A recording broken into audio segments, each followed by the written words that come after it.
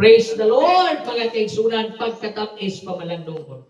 Yaning mga oras sa dalon takamuso sa kaminsahe sa Lucas Kapitulo 12, versikulo 1 na kunis pagbasa ning versikulo 31.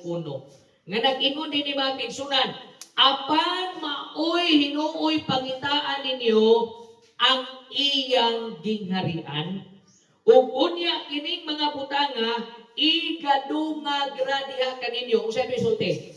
Amen. Bisan sa atong kagamay mga taga Lebanon Church, timan-in ninyo wala mo'y laing goal. Aside nga atong padaghanon ang atong membro, atong timan-an usa sa atong tumong nga kita mismo nakapangita sa gingharian sa Dios. Amen.